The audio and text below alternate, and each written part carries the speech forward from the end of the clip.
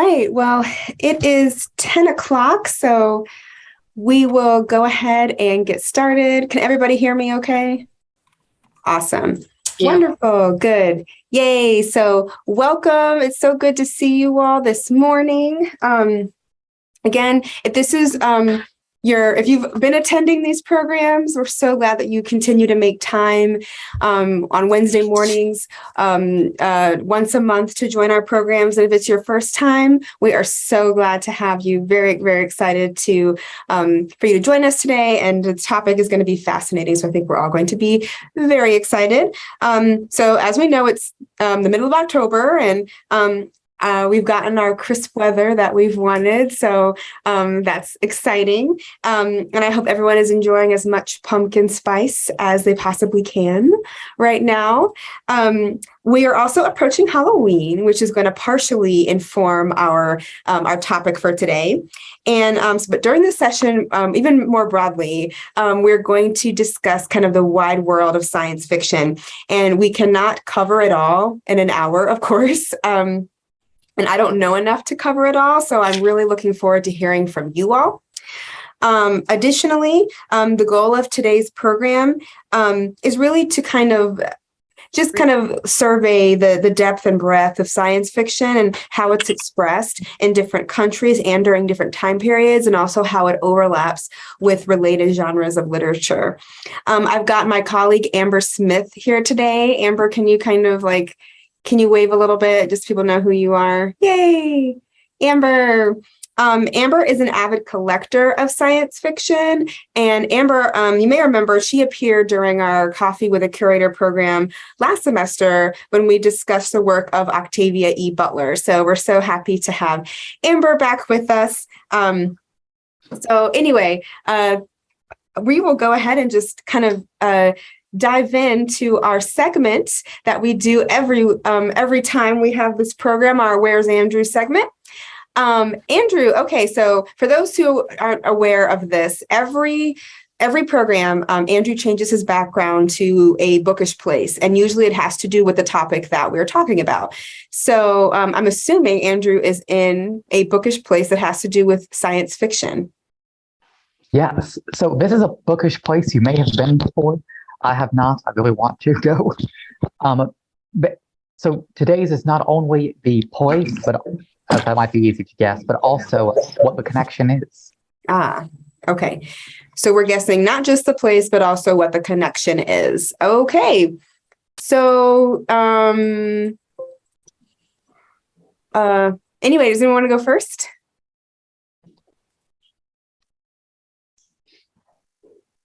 I don't know off the top of my head, so I'm going to have to kind of start from the bottom. Is it in Europe? No. Oh, okay. America? Yes. Is it the Met? It is not, but that's pretty close.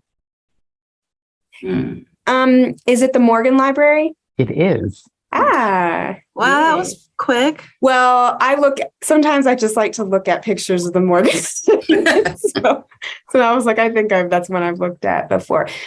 The connection, though, they have the most incredible pieces there. Is there some special Frankenstein related thing there? Yes. Ooh.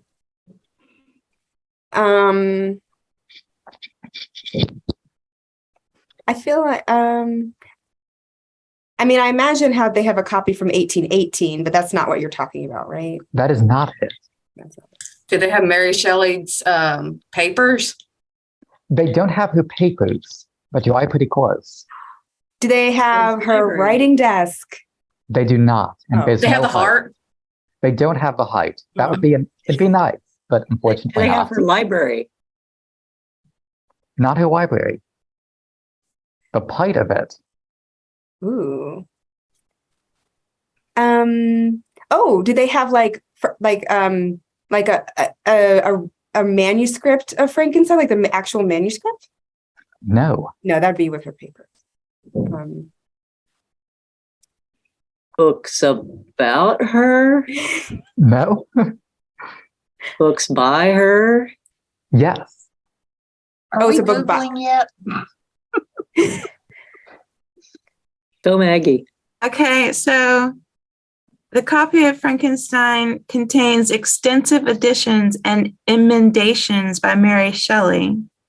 Like, it's all written in by her and stuff? They have an annotated copy. They have an annotated copy of Frankenstein, like Yes. annotated by her. Yes. Oh my gosh. Wow, that's I knew they had all the great stuff. That is awesome. It says she wrote nearly 2,000 words in the margins of passages she hoped to improve in a later edition. So is it an 1818 edition that she annotated, or what edition was it that she? I think it was one of the first editions. One of the first editions she annotated, because I know that there were like some changes that were made to the 1831, which I think was standard for a while, but I think now they went. And part of what I saw said that the changes that she wrote in this edition are actually different than that 1831. Really? That she ended up going in a different direction. Wow, that is so Yeah, cool. another sentence that I'm reading on Google says the revisions shown here were never published in her lifetime, but she made substantial changes in the third edition of 1831. That is so cool. And it is completely digitized and I believe transcribed, all of her notes that she made. Really? Oh, that is so exciting. I did not know that existed. That is super duper cool. Thank you, Andrew. I did not know that. That was a great one. And oh, well, they're lucky they get to look at that and hold that. That is awesome. Yay. Andrew always puts in makes a wonderful handout for us. So if you would like to know more about the Morgan Library and more about this text, you can just download this handy handout. And then Lori, thank you, Lori has put in a link in the chat for us as well that can give us more info. I'm definitely going to be looking at that right after this meeting. So wonderful. Thank you guys so much. So we're going to go ahead and get started with our discussion, and please do feel free, as always, to participate. Or if today's a day where you'd like to listen, that's totally fine. But we are, I'm not the most avid science fiction reader, so I'm really excited to learn more from you all or from people who like to read the genre, who know more about it. So this, again, informal discussion, feel free to talk or not. But we would love to hear from you if you can and if you're willing. So I want to start off with a question. What is science fiction? And I went and I did look at it for an official definition, which I can say, but I wanted to kind of throw it out to Amber first and then to the group. What is science fiction to you? What elements must a book have to be considered science fiction, in your opinion? Or what elements would cause you to pick up a science fiction book from the bookstore? If you saw a cover or you read the synopsis, what would make you want to pick up a good that sci-fi read? So Amber, if you want to chat first, and then we'll kind of hear from the rest of the group. Yeah, I'm unmuted. Okay. So the fun thing about science fiction is, when you look up the definition of science fiction, there are like 50 different definitions that you can actually look at, because there's not one like, here is this defined definition, because it's so expansive. Like the one thing a lot of authors says, there's no limit to science fiction. So how are we going to easily define it when we see it? Is it just us going to outer space? What is it? My favorite so far that I have found definition of it is a form of fiction that deals principally with the impact of actual or imagined science upon society and individuals. It feels like that gives a pretty broad explanation of what science fiction could be. My personal favorite, when people ask me why I read science fiction, I like to tell them, well, today's science fiction is tomorrow's science. And you'll see that across the centuries that we have of science fiction stories or proto-science fiction, because the word science fiction didn't actually come into being until like the 1920s. So when we look at these books that are from the 1700s, 1800s, even earlier works all the way back to like 2nd AD, people kind of apply the term to these tales when that term didn't actually even exist then. So you have fantastical tales that have elements of what we would call today science fiction. So that's kind of where I am on the definition of science fiction. But like I said, a very broad way of discussing it or having a definition of it. Because there is arguments today, like, how do you define science fiction? Like, you ask 50 authors, they're going to give you probably 50 different explanations. That's great, Amber. And I love that there is fluidity with it, because it is something that that's why I went to go look up a definition, because in my head I was like, how do I define science fiction? I found this very fancy definition from the Salem Press Encyclopedia of Literature that was published in 2020. And it's like a paragraph, because again, it's hard to define science fiction. It says, science fiction is a literary genre characterized by its inclusion of real or imaginary science and technology and its impact on people and societies. Science fiction plots usually take place in a futuristic or alternate world. Many narratives are set in space or in fictional universes. Characters can be human, extraterrestrial, or other imagined beings. Science fiction contains a number of subgenres such as cyberpunk, time travel, space opera, and apocalyptic. Science fiction writings date back to ancient Greece, but the roots of modern science fiction lie in the early 19th century with writers such as Mary Shelley and Jules Verne. So that's a big definition, more a pretty recent one. So again, I want to throw it out to the group. Kind of, what does science fiction mean to you? Tamara. To me, it's kind of a continuum. I think the way I like to personally kind of think about it is a continuum. One of my favorite writers of all time is Ray Bradbury. I grew up with Ray Bradbury. He has enormously influenced my life. I actually got to hear him speak. He's the only author I ever wrote a fan letter to and actually got a response. It's in my little scrapbook. I didn't know that. Wow. I absolutely adore. But, so many of his works are, there's no space. I mean, a lot of his works, there is space, but some of his best works, for example, Dandelion Wine, takes place, is just sort of an homage to him growing up, I think, in rural, Ohio or wherever. Or Something Wicked This Way Comes, is sort of more of this, fantastical world of the dead, but kind of imagining different things. So to me, there's sort of there's writers that emphasize the science part, like I would call them hardcore, where they go into great detail about how the laser beam works and how the shield of the spaceship works and all that kind of stuff. And then there's these writers that position people in unknown context. Stanislaw Lem is another one of my favorite science fiction writers, who really tries to imagine the unimaginable. And what he comes up with is that humans, with our limited, scope of reference, we can't understand truly, aliens or anything like that. And so his characters are always kind of confronted with this, just like, the strange unknowability of the universe. So anyway, I think of it as kind of a continuum. I think of it as inquiry. I think of it as imagining. I think of it as spinning out tales, against a setting to see what the characters do. That's interesting. So would you categorize then, like Fahrenheit 451? Is that strictly, do you think, dystopian? Well, you see, I think it's hard to say. Individually, you could say individually that one story is sort of more dystopian than anything else.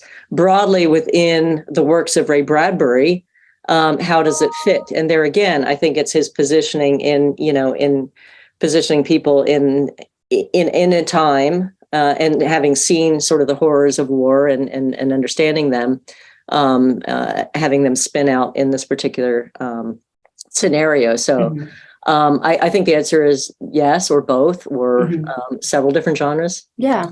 So I was going to point out that a lot of authors, when it comes to science fiction, one of the elements that you see across this, and this was kind of what Tamara was hinting at, was there's a sense of wonder when you're reading this. Where is this story going to take us, and how imaginative is it going to get? Carl Sagan actually had a great quote saying one of the great benefits of science fiction is that it can convey bits and pieces, hints and phrases of knowledge unknown or inaccessible to the reader. So it makes you ponder all these things that are going to happen. Necessarily, are we going to go get in a rocket ship to Mars? Or are we going to, like, one of my favorite science fiction stories right now actually involves a lot of necromancy in it. So it's a very broad, but there's a lot of science based into it. So it's a very, very broad subject. That's really interesting. I love this discussion. I'll do Andrew. I thought Andrew and then Adina. To me, at least, this could be very wrong, and it sounds. With science fiction, there has to be like an explanation behind it, almost behind whatever fantastic things are happening. Which is why, for me, like The Force in Star Wars, I consider that fantasy, not sci-fi. But a comment in the chat about the Twilight Zone has completely messed this up for me now because there's no explanation though. But I do consider that sci-fi. Yeah, part of it is sometimes the author is just going to plant you in this world, and you're just there to follow a character. I mean, you may never ever get an explanation of why the world is the way it is. It's just, this is the world that exists. And so now you're following this character as they go on an adventure or whatever is happening to them. So Andrew, so you personally, for sci-fi, you kind of look for like an explanation of why. Well, we sort of like has to make sense. Like it has to make, it wants to make sense to you. Yeah. Okay. Interesting. So that's kind of like your preference. But like with the Twilight Zone, none of that, of course, I don't think will ever happen. But I do consider it sci-fi. I see. Interesting.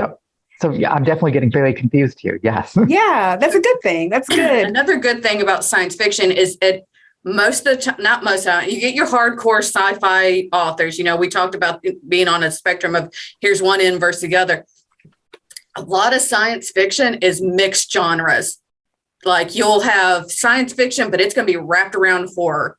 Alien is a great example of that. The film is where it's set in space. It is completely science fiction, but the story being told is a horror story. So you'll see that a lot with, and it's not just horror. There's like alternate history. One of my favorite alt histories is what if, not dinosaurs, what if dragons existed during the Napoleon War and fought against the French? So it won amazing awards. Thank you, Naomi Novak and His Majesty's something anyway.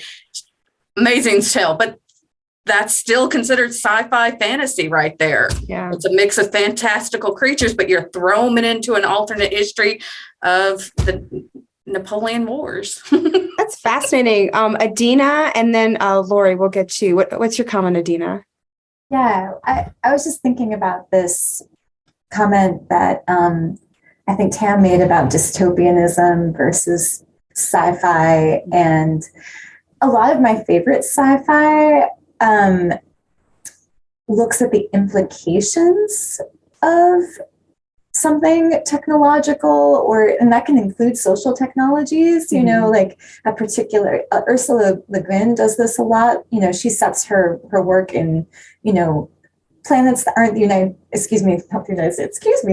that aren't the Earth, in part in order to just make all these alternative ways of life more possible for people, for readers to kind of comprehend. But the main point is, what's the implication of this, you know, alternative government structure or social structure? And then you get like, I don't know, I'm sorry, I think that it is really, really expansive. And I feel like the main difference tends to just be, it can't just be magic. Like there has to be some kind of possible realistic explanation within the world as to how this works. But even that, I think, is a little bit fluid. And I am thinking of like Octavia Butler and Kindred. You never know why that happened. You know, why she's being transported through time, but it's still, I mean, she's considered a sci-fi writer, so I find that interesting. Yeah, and that's really interesting. I love that, Adina. Thank you for that comment. Lori. Hi. Just really quickly, science fiction is probably my most favorite genre. It's what I started reading as a young person, and it really got me interested in fiction and these broad expanses of worlds that, you know, to a young mind that we don't really know how big the world is. It just went to show us that it was even bigger than we imagined. But the thing I love about sci-fi, and I won't bore you with the dozen old school sci-fi writers that I enjoy the most, but is that it is, to me, it's nonlinear.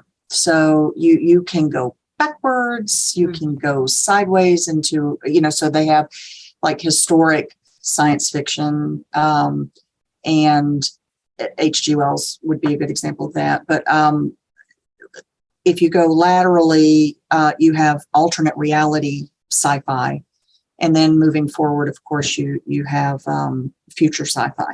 So it's not, it doesn't have to maintain a singular path to be effective. And I do feel that if it's set, and this is just a personal opinion, if it is set in a reality that is 100% unfamiliar to us, then I think it does kind of nudge over into the fantasy realm. There has to be at least one known thing, whether it's a place, a person, or a thing, that links it to our current existence that would keep it in that sci-fi realm. But it's such a versatile genre, and I like reading all of those. I mean, all of those different variations of it. Great. We have some sci-fi lovers in this group that I didn't realize were sci-fi lovers as much as they are. That's, some of you already knew, but that's so interesting and awesome. And this is great. I'm so glad that we've got, you know, I see some commonalities among the answers, but also some majorly different opinions, which I really love. And yes, Andrew, great comment about Frankenstein taking place before the book was written, that it would take place. Yeah, because I think we're used to kind of like with sci-fi, we're probably used to like a more futuristic type of setting. But yeah, that one is taking place after or before it was written. So interesting. So that's a great point as well. So I've noticed that I also, when I was doing some research and when I was working with a class that was reading 18th century literature, I also learned that books like Jonathan Swift's Gulliver's Travels from 1726 are considered some early science fiction works in the English language as well. So that's another one. If you're looking for another early English science fiction work, Gulliver's Travels is something that is considered within that genre, might be a good read as well. So we have quite a bit of science fiction literature in the Rare Book Room here. A lot of our sci-fi works and are kind of within our dystopian, or within the dystopian genre, but we have quite a few works here in the Rare Book Room. And we're looking to expand our science fiction collection here at the Bentley. So we've got two major areas that we are working on, that I'm working on. And Amber has been such a great help for me in this and advising me. So we're really looking at women in STEM and in science fiction. So kind of both, really collecting works that demonstrate women in science, technology, engineering, and math. And then also women who are science fiction writers and some of the legendary texts that they've created over the past few centuries. And we're also, one of the things I'm most excited about is we are collecting pulp science fiction. So a lot of the science fiction works that we previously had, you know, are novels or first editions of novels or early printings of, you know, with beautiful dust jackets and interesting dust jackets, when we appreciate those. But the pulp science fiction world is something that we're really, really interested in. So I don't know if anyone has interacted with pulp science fiction before or has collected those. Oh, Maggie, you have a comment? I don't really collect a lot of science fiction, but one thing I came across that really intrigues me are these little pulp science fiction books that are 2 stories in one.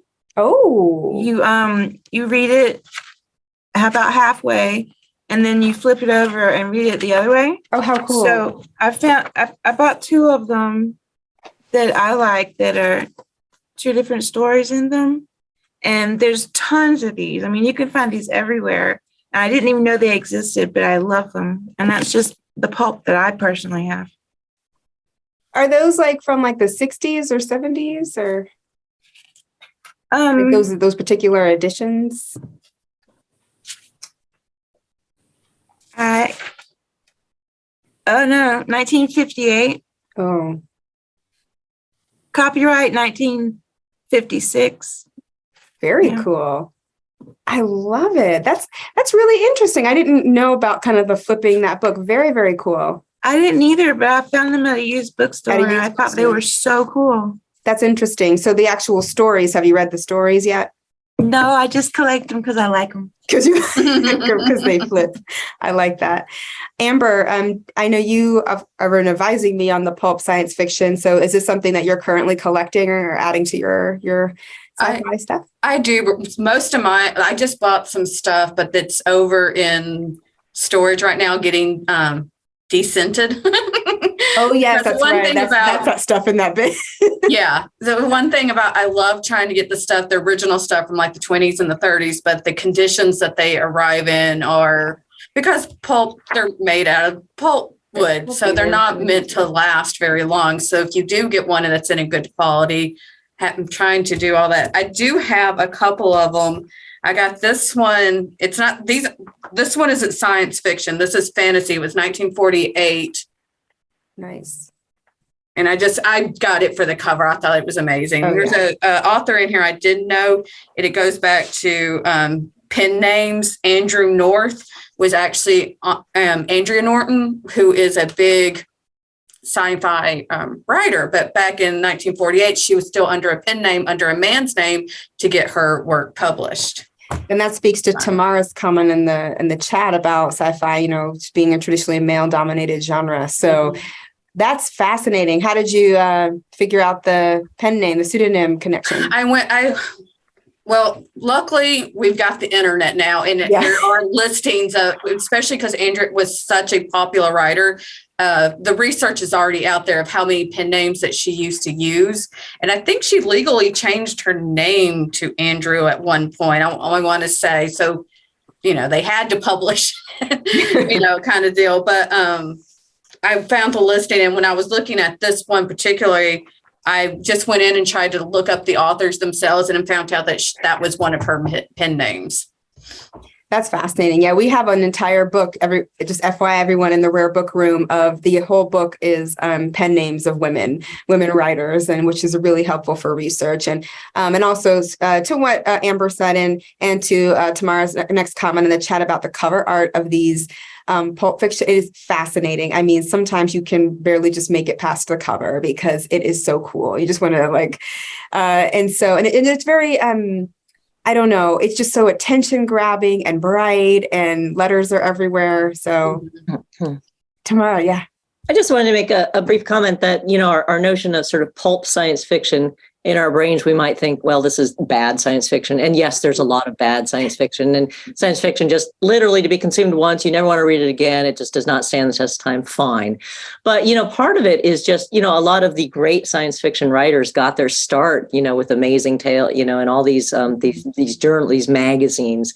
So a part of it is kind of, what stands the test of time, what do you actually want to reread and what really doesn't, or which writers is the writing so horrible that there's nothing that persists. But all the great writers, I think, got published in pulp magazines, to start with. And so I kind of hate to, I think they're also worthy to look at in that respect too, just to look at sort of, what was considered popular, what were people consuming, what ideas. It's just a fascinating sort of reflection of the time in terms of what ideas are really possessing people. And I think Mary Shelley's Frankenstein is a great idea, because this whole question of, humans' involvement in creating life and what kind of life would that be. In the 50s, of course, where, there's a concern for nuclear warfare and radiation and all of these things that come along with that. Now we have a lot of science fiction about the impact of computer technology. So, it's such a rich genre, I think, to look at in so many ways, even if the literary quality maybe not be the most amazing. That's a great point. I think that's a wonderful point because, yes, pulp fiction, it deteriorates. It's usually, again, meant to be consumed for a very short period of time. And but yeah, it doesn't mean that necessarily those stories are not good. It's interesting. And we have a great example of that and how these stories can, again, even though they're just, maybe these short stories that you can only access through one copy of a magazine, they can be sometimes prescient and prophetic. And we have an example of that. And I'm going to show you all a picture and this is Amber actually informed me about this exciting piece. So let me try to, excuse me, I'm on two screens today. I'm trying to be fancy. So maybe I'm going to try to share my screen properly. Okay. So this is what I want to show. Hopefully you guys can see the big one, but we just acquired this and we are so excited. This is an issue of Astounding Science Fiction from March 1944. So this probably, this was just, again, a pulp science fiction magazine, came out, I guess, every month. So, but there was something very, very special about this particular piece. And that's where you see that I highlighted, I put up an image of the deadline. Thanks to our student assistant, Addie, for scanning this so beautifully. But the deadline by Cleve Cartmill. So interesting what happened here. So basically, the main event that happens in this story is an explosion of an atomic bomb. And, for us nowadays, that storyline, we can imagine that storyline being laced through any science fiction story that might come up now. That's something that is widely talked about. However, at this time, if you can put your mind back to 1944, the development of an atomic bomb was actually underway by the U.S. government in an effort that we now know of as the Manhattan Project. So when the government got wind of this story appearing in Astounding Science Fiction, it triggered an FBI investigation because it's like, how did this person come up with this? Like, what do they know? And so, Amber, did you say that Cartmill had pieced together elements of declassified information and kind of just with his imagination put it together? Yeah, him and John Campbell, who was editor at the time, Cleve brought up the idea of a super bomb, and Cleve was like, that's an amazing, here is all this unclassified information I have on the subject. Let's see what you could create. So he wrote out, taking bits and pieces from all this unclassified material and was able to figure out about, nuclear fission, and figured it out and wrote a story about it. And they published it in 1944. And that triggered an FBI investigation because they thought that somebody was leaking information about the bomb that they were creating to this editor for this pulp magazine. That's amazing. So I am so excited that we have this. And I have not read the full story yet, but I'm very excited to do that. And I think that our copy is actually, it's amazing because usually with these pulp, one of the things about collecting pulp magazines is sometimes they're just, as Amber mentioned earlier, they're just not in the greatest condition. They're not meant to last. People use them and read them. And but this copy that we have is in great condition. So especially for its inherent vices it has in the paper. So I am so excited that we have this. So I wanted to just show an example of what we are trying to do here with expanding our collection in terms of, pulp science fiction. But now we're going to go into this the impact that women have had on science fiction, specifically related to Frankenstein. So I hope, thank you all for indulging me. It's fine if you decided not to read it. But if you did decide to read it, I'm very, very excited. We're going to skip that for a second. We're going to go right to Frankenstein.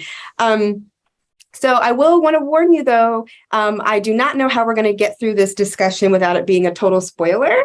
So so anyway, I'm sorry. I think we're going to probably end up spoiling some of the storyline for those who haven't read it. But as Amber said, it's been around for a while. So I think it's okay that we talk about it. But Frankenstein was written by Mary Shelley and originally published in 1818.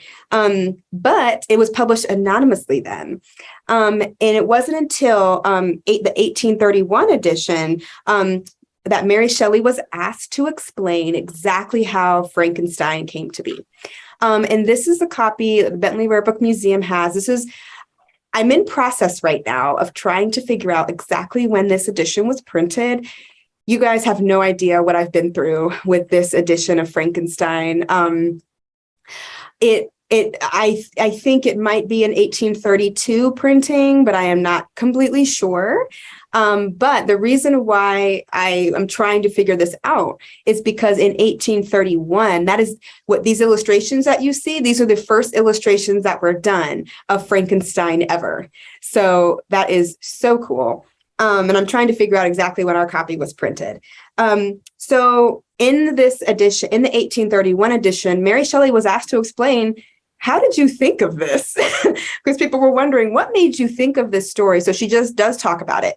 And one thing I also love is that, I don't know if any of you all have a modern edition that is based on the 1831 edition, but if you do, they probably do include Mary Shelley's introduction in that reprint.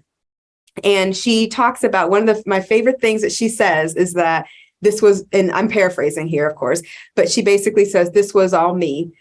Percy Shelley, her husband, did encourage her. He liked the idea and encouraged her to flesh it out, but he did not, these were not his words. This was all her. So she confirms that, which I love. But the other thing that I wanted to say is that, let's see. Okay. Yes. I talked to, actually, if you attended last week, we had Dr. Leah Benedict did a presentation, and I talked to her later on. And of course, as you all know, she studies electricity and other things. So she's very well-versed in this book. And she was able to tell me that, the 1831 edition, which we're seeing right here, was standard for a long time. But she was saying that now, I think, high schools are starting to teach the 1818 edition. I don't exactly know what has caused that change, but I think there's been now discussions on which edition should be standard. So I'm not sure. I have not read the 1818 printing yet, so I'm not exactly sure. But one thing about our copy, before we get into the plot, that I think is just really, it's been hard for me, but I'm gonna solve it. So I don't know if you all can see. So this is on the left-hand side, you're seeing the end of Mary Shelley's introduction featured in this book. And then you are seeing the preface here. So, or a preface of the book that is in this copy. But in the middle here, so these are pages that have been removed. And I've been trying to figure out why our copy seems different than other copies that I've seen. I've looked at other catalogs and tried to compare. I collated our book and then compared it to some other collations I found. So I'm still in the process, but I think our book is missing 2 pages or 2 leaves in the front. And it's also missing a leaf in the back. But I think that leaf was supposed to be a half title of another book. So anyway, I'm going a little bit crazy with this, and I'm trying to figure it out. So just wanted to let you all know that our copy that we have here in the Rare Book Room is very, very interesting. Just to get us in the mood of Frankenstein, I'm going to show a few images from our 1934 illustrated edition. This is illustrated by Lynn Ward. who was a famous artist known for his wordless novel. So I'm just going to show us a few examples. So look at that. So I don't know if that's the Frankenstein that you were, or the monster that I should say that you were picturing in your head, or that you've always pictured in your head when you thought of Frankenstein's monster, but that is how Lynn Ward interprets the monster of Frankenstein. Okay.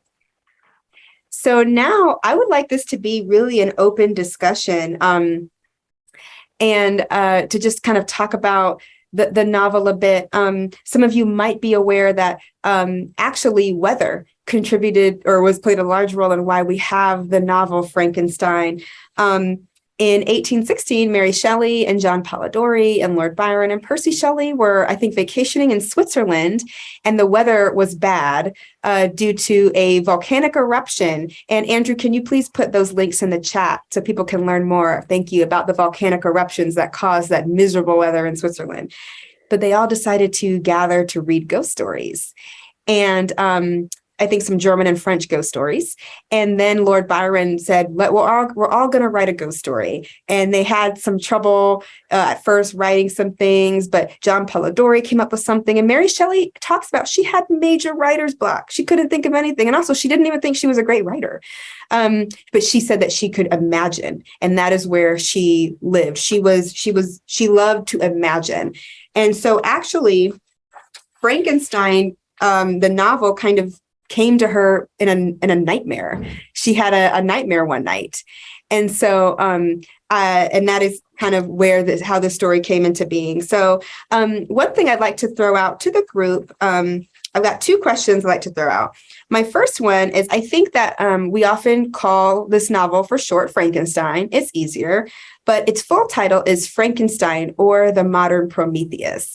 And I sometimes think that we do a disservice by cutting off that last part of the title. Is anyone familiar with like Prometheus and why Mary Shelley might have used that as part of the title? Addie, I saw you nod. I'm not making you talk, but do you want to?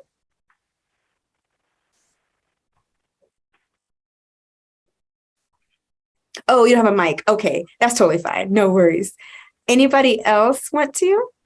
He was like one of the titans in Greek mythology who brought fire to Earth and then was punished for it. So brought fire to Earth, specifically to humans, right? And then do you know what the punishment was? It was having his liver eaten each day by crows, wasn't it? Exactly. It's like his liver would be eaten by, I don't know, some kind of bird. And then his liver would grow back overnight, and then it would happen. The cycle would continue. So that was Prometheus's punishment for bringing fire to humankind. And I think in some renditions of it, that's kind of been, the fire was kind of interpreted to mean like knowledge and I don't know, just advancement in general, so the advancement of civilization. So fascinating. So I think we can probably, if you are familiar with the story of Frankenstein, can kind of make the parallel between Victor Frankenstein being the modern Prometheus, who's trying to advance and trying to do something that no one's done before, trying to take humanity to the next level, and then suffering over and over and over the consequences of his accomplishment. So one thing I would like to ask the group, if you are familiar with the book, or if you were able to read it or reread it, let me get my exact question that I wanted to ask the group. What elements of science fiction did you see in this book? And even though it wasn't categorized as or considered science fiction when it was written, what are the biggest elements of science fiction that you saw?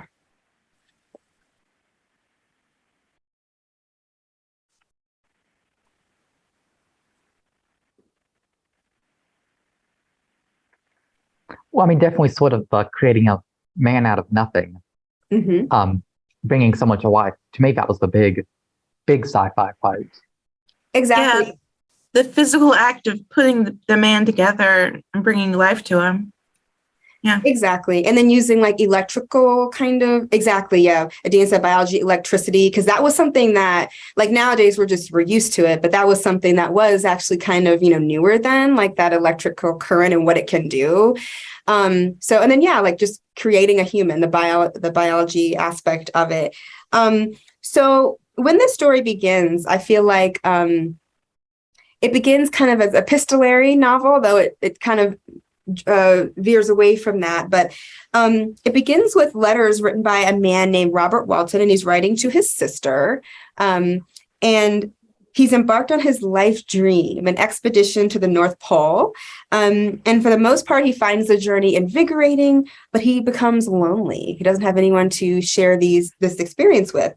So one day, while their ship is surrounded by ice, he and his sailors, they see a sledge in a distance, and they call it a being in the shape of a man, but apparently of a gigantic stature. He vanishes into the fog. But then they see another sledge and a man who is so cold and sickly and is near death. They rescue him and nurse him back to health, and he becomes really close to Mr. Walton. And we learn that his last goal in life is, before he dies, is, quote, to seek the one who fled from me. And then we, of course, that's curious. And so then we learn the story of the man who we later learn is named Victor Frankenstein. Also, is it just me? I feel like in the public and popular culture, why don't we call that monster Frankenstein? Because he never had a name. Isn't that awful? He never had a name. That made me so sad. I also didn't realize that this was such a sad book when I said, let's all read it together. It was so heart-wrenching to me. So anyway, that's just me.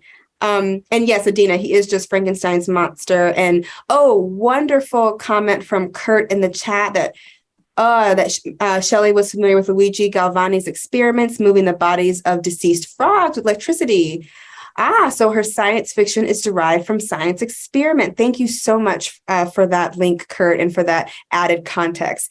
I thank you so much, and that makes sense. So we kind of see where this is rooted in. Awesome. Lori says she thinks that the lack of name is intentional, makes him a sympathetic character. Good point. So we learn about Victor Frankenstein and his perfect and happy childhood, but we also learned he had a very deep and almost dark interest in the sciences, but not the science that could be answered neatly and easily, but some of those sciences. Well, I'll say what he said. Quote, "It was the secrets of heaven and earth I desired to learn, and whether it was the outward substance of things or the inner spirit of nature and the mysterious soul of man that occupied me, still my inquiries were directed to the metaphysical, or in its highest sense, the physical secrets of the world." So that is where his interests were lying.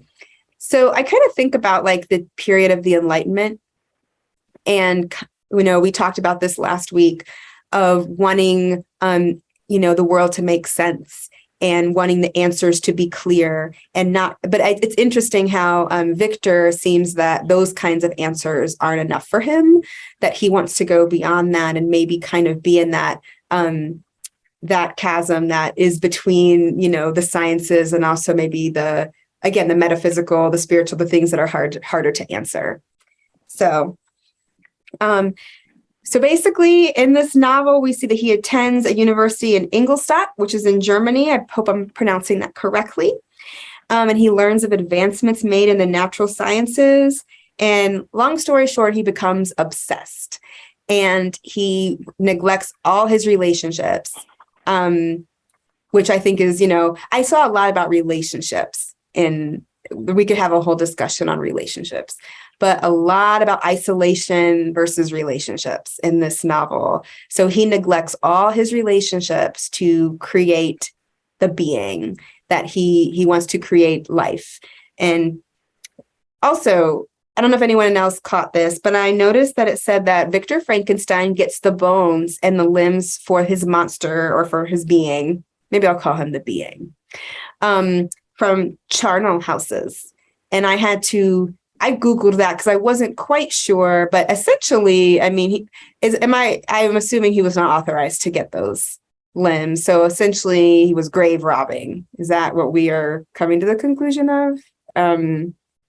So, you know, I think a charnel house is a place where limbs or bones are kept, usually near a church before they're put into maybe like unmarked graves or something. So anyway, a disturbing place, but that's where he was getting the materials for his project. And then I think it's interesting that he was obsessed with this project. And as soon as he created the being, he titles it things like a catastrophe, a wretch, horrid. He's disgusted to look on his work and he flees. And he is totally out of sorts, but is then his friend Henry Clerval, I don't know how I say it, you know, comes to him and comes to his aid and helps bring him out of his depression. I think everyone needs a friend like Henry. Henry was like the most loyal friend ever. So I have a question to the group. You may or may not want to answer, but throughout the novel, I've noticed that Henry Clerval and Victor Frankenstein are often placed, you know, next to one another, and they're best friends. So that makes sense after all.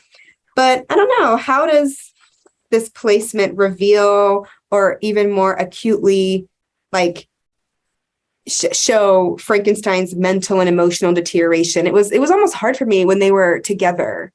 Because it was that dichotomy was very glaring, in my opinion. I don't know if anyone has a comment on that, or on Henry Clerval, on their relationship, or that friendship in general. Well, the way Henry is the way Frankenstein was, and he downward spiraled throughout school and stuff like that. And his friend was like, where did my friend go? And so he didn't want to like forget who his friend was, but I don't think he understood what happened with the mental breakdown is honestly what it was. I thought anyway, just over anxiety and just obsession. And so Henry was confused as to where his friend went, but he wasn't going to leave him. Exactly. He was the incredibly loyal friend. And you're right. You could see that Frankenstein, you know, like Henry could find joy so much more easily. He could find joy. And I noticed that they often, even when Victor Frankenstein was at his worst, as Maggie mentioned, having several mental breakdowns, he usually could be restored through nature and through, you know, like fresh air and like the Swiss Alps and like nature, you know, what was organic and natural could kind of restore him. And then the being some thought of the being or something would happen, and that would spiral him downward again. And people didn't always know why. I think something that was jarring was like the contrast between chapters 6, when Henry Clerval helps his friend be restored to happiness again, and then chapter 7, when we start to just see death and destruction occur.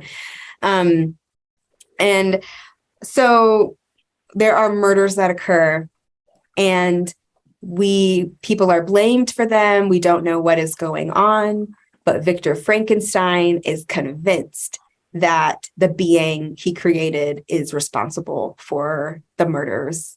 We learn the story of the being in chapters like between, I think, 10 and 15. And because they do Victor Frankenstein and the being or the monster come into contact. So I don't know if you've read the Frankenstein before, or if you're familiar with the story of the being. How did you react when you heard his full story?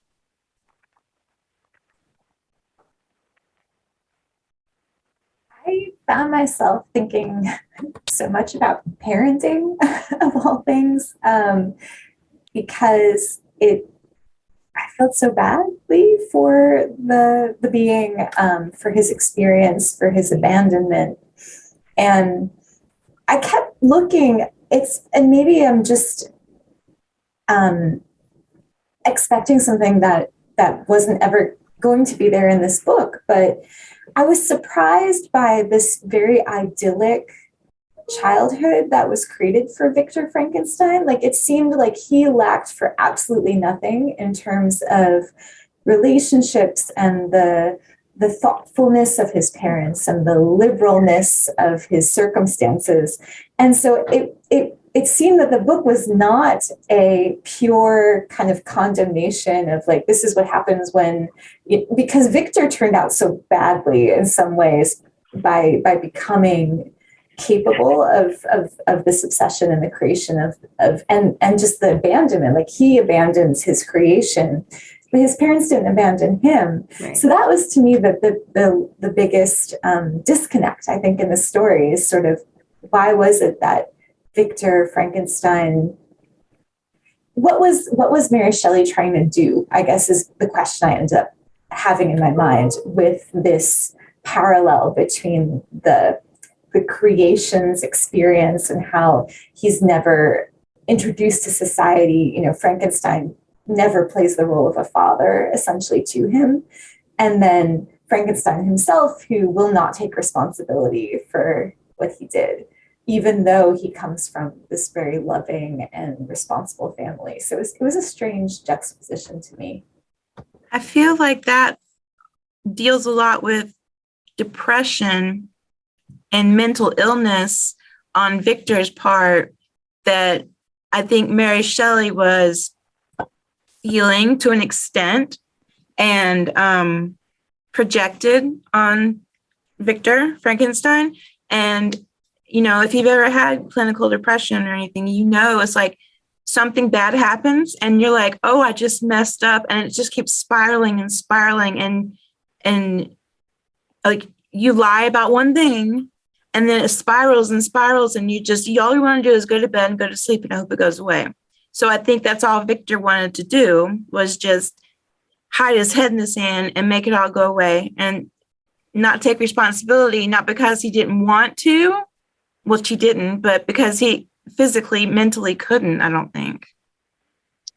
Interesting. And that's a really interesting. I'm glad you brought that up, the mental illness part of it, Maggie. That's a really great point. And to Adina's comment, I can definitely see why you thought about parenting, because I think like it kind of hits it strikes a very, I guess, sensitive chord for me, because I think for a lot of parents, there's this, like, you wonder, like, this nature versus nurture thing and then you kind of are like, every parent's like nightmares that like, am I gonna, like, I don't know, will my child turn out, this way or that way? And it was interesting because I think that Victor, I don't know, like, and it was hard because when I heard the story of the being, I'm like, well, the reason why he's doing all this is because of what's happening to him.